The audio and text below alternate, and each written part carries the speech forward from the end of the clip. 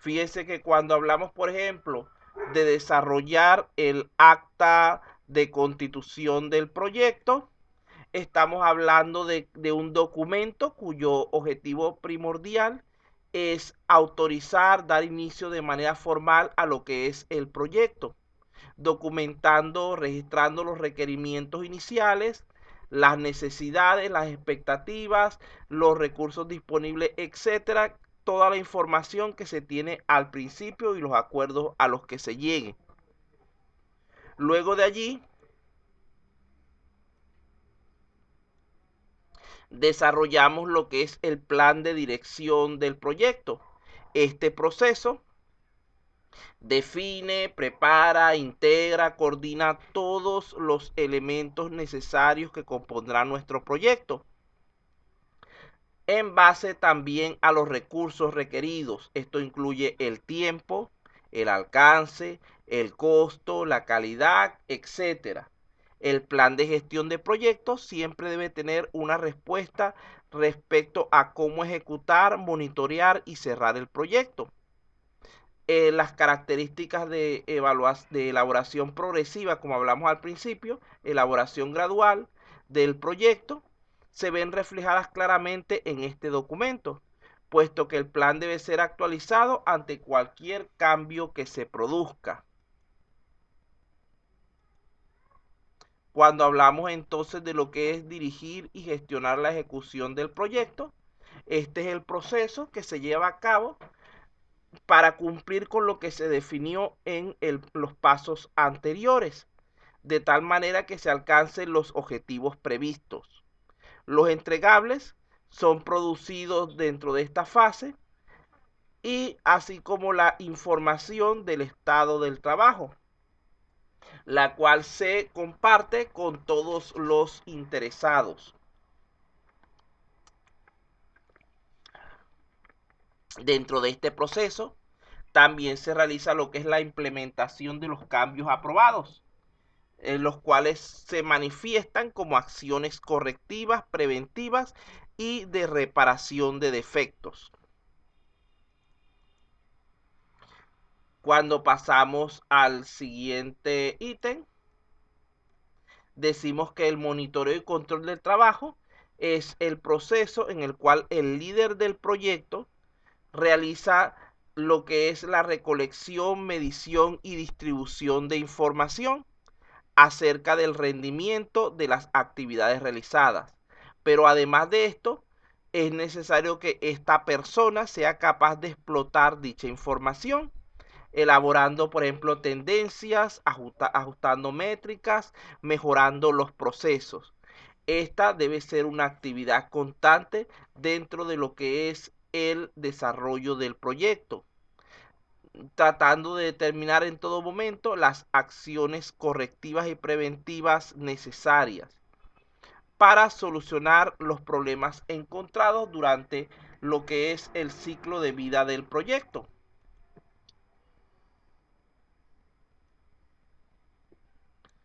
Cuando hablamos del control integrado de cambios, recuerden que en muchos momentos pueden presentarse diversas solicitudes de cambios, pero no todas ellas son aceptadas. De allí que este proceso se encarga de decidir si algún cambio será implementado o no, para lo cual debe poseer un procedimiento adecuado que incluya lo que es la solicitud del cambio, su análisis y aprobación y el mantenimiento requerido en cuanto a la actualización de la documentación del proyecto. Cuando hacemos cambio debemos recordar ir actualizando nuestros documentos. Finalmente, para ver, sí, cuando hablamos de lo que es el cierre del proyecto, debemos estar pendientes que él debe asegurar y formalizar lo que es la finalización del proyecto, a tal punto que el líder del proyecto debe realizar una revisión exhaustiva de todas las fases anteriores que hayan sido cerradas correctamente, para asegurar que el proyecto está dentro de los objetivos definidos. No importa cuál sea la razón por la que termine el proyecto, debería siempre realizarse un proceso de cierre formal, aunque como ustedes saben, hay casos en los que esto resulta imposible.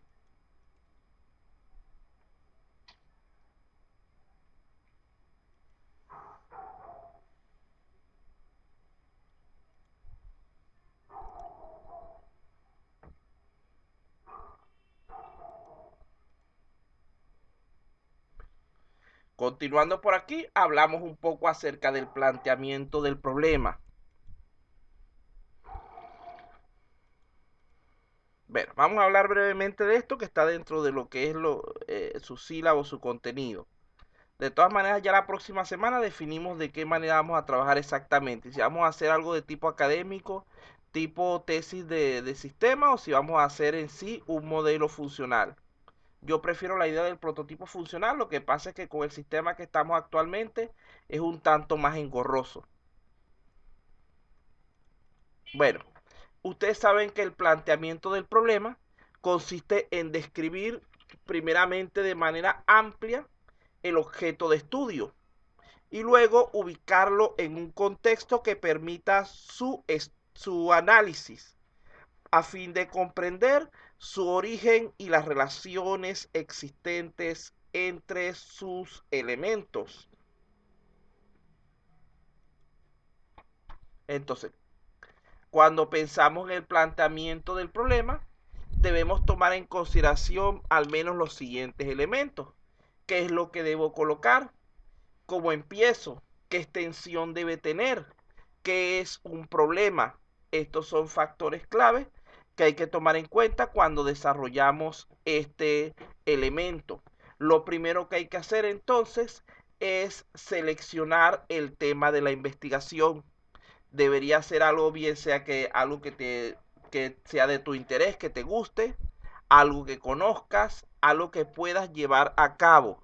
Nunca traten de iniciar sobre todo lo que es un proyecto de tesis, acerca de algo que les resulte desconocido o de difícil entendimiento, porque van a terminar fracasando. Profe, otra vez le dio la garrotera. ¿A quién? Ahora sí, ya. Ahora sí. ¿A Kevin? Pensé que le Es, había sabido. es el único que yo sé que le da la garrotera aquí en el grupo. Su engreído, profe. ¿O era a mí que me dio la garrotera? Claro, por usted lo decía. Ah, Como ¿por qué me quedó dio en la pausa. garrotera pues? No me di cuenta. No me explican, porque no sé. Se equivocó de página, profe. ¿Cómo que de página? Muchacho. Bueno, vamos a seguir, porque no los entendí de todas maneras. Bueno, vamos a imaginarnos la siguiente situación en cuanto al planteamiento del problema. Hace unos meses, por ejemplo, un alumno me llamó para consultarme sobre el título de su tesis. El título de su tesis está directamente relacionado con el planteamiento que van a hacer después. Esa persona me dijo, profesor, yo quiero hacer una tesis acerca de una aplicación para lo que es el servicio de transporte en Perú. Imagínense lo amplio, transporte público. Entonces yo digo, imagínate muchachos, tú mismo te vas a complicar, porque hablar del transporte público es sumamente amplio. Ustedes para hablar de transporte público, en primer lugar, están incluyendo lo que son autobuses, lo que son transporte público terrestre. Me dicen, bueno, terrestre nada más, pues. No voy a meter aviones, no voy a meter barcos, no voy a meter. Entonces, están hablando por lo menos de autobuses, de mototaxis y otros de este tipo pequeño. Están hablando de taxis, están hablando de, por ejemplo, aquí no hay metro, de ferrocarriles, etcétera. Entonces reduce tu tamaño de tu tipo de elemento que quieres trabajar. Bueno, vamos a limitarlo a autobuses. Bien, entonces vamos a imaginar que lo limitamos a autobuses. Ahora bien, tú estás diciendo en todo el Perú. Imagínense cuántos autobuses hay prestando el servicio de transporte en el Perú, de transporte público. Imaginemos que por poner un número pequeño haya 1 millón de autobuses. Entonces, cuando vayamos a levantar la muestra de 1.000.000, vamos a imaginar que por la medida pequeñita así nos diga que tienen que ser al menos 10.000 unidades. Y para que la muestra sea confiable no pueden ser tomadas todas aquí en la capital. Debería tomarse un poco en cada uno de los departamentos. Entonces, imagínense el trabajo que le representaría, son 20 y tantos departamentos. Imaginemos que él tiene que recoger 500 tomas de datos, los datos de 500 autobuses por cada departamento, el tiempo que eso llevaría, el costo, el esfuerzo, eso haría imposible lo que él quiera hacer. Entonces ahí le planteo yo, bueno, vamos a hacer algo, vamos a limitarlo, que no sea en todo Perú, que sea en Lima. Todavía si lo limitamos a Lima, lo más probable es que por lo menos hayan unos, por decir algo, Lima es la capital, vamos a suponer que esté el 10%, 100.000 autobuses, y que cuando hagas tu cálculo de la muestra, etcétera, te diga que tú tienes que tomar 2.000. Todavía sigue siendo demasiado trabajo. Vamos a limitarlo nuevamente. Llegamos al punto que decidimos, mira, vamos a hacer lo siguiente. Los autobuses pertenecientes a la empresa SILAC, por decir algo, un nombre de una empresa de transporte. SITAC, no importa, transporte de pasajeros, lo que sea. Y resulta ser que esa empresa tiene 30 autobuses. Ya es mucho más fácil de trabajar porque no tienes que desplazarte, recorrer todo el país, sino que simplemente te diriges a lo que son las oficinas, esperas que los autobuses, a que los transportistas vayan llegando y vas tomándole sus datos. Al ser una población pequeña, inclusive puedes hacer una muestra censal que es mucho más efectiva. Y luego, una vez que haces tu estudio sobre esa empresa, lo extrapolas para ofrecer unas recomendaciones, unas conclusiones generales. Y con eso cumples el fin de tu estudio. Entonces vean cómo va cambiando la cuestión, que hay que definir siempre lo que es el problema, hay que delimitarlo tanto en cuestiones de espacio como de tiempo y de lo que es el esfuerzo requerido. Entonces aquí vemos que aquí está una situación similar, donde el muchacho quería trabajar con la calidad de formación profesional de los estudiantes, pero él no define dónde, cuándo, ni ningún tipo de límite geográfico, espacial, etcétera. Entonces eso haría que su trabajo se torne sumamente grande. Para poder adecuarse, él tiene que delimitar el tema y hacer un diagnóstico de la situación. Aquí él dice ya que solamente los estudiantes de cierto curso de segundo semestre del curso de relaciones industriales de tal institución en el año tal, en el turno nocturno de este semestre que está cursando. Vean como ya en vez de ser todos los estudiantes del Perú, ahora está reduciéndolo simplemente a los estudiantes de ese grupo.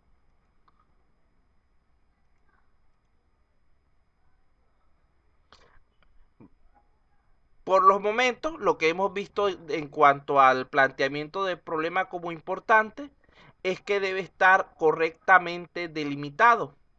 Hay que saber bien qué es lo que queremos investigar. Es decir, tener tanto una idea como un contexto. Sabemos también que debemos estar conscientes de a quiénes queremos investigar y que los mismos deben estar disponibles para dicho estudio, con lo que tenemos nuestro universo o población de la investigación. De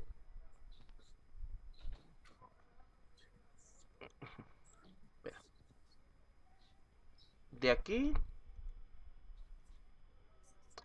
vamos a hablar entonces ahora un poco de lo que es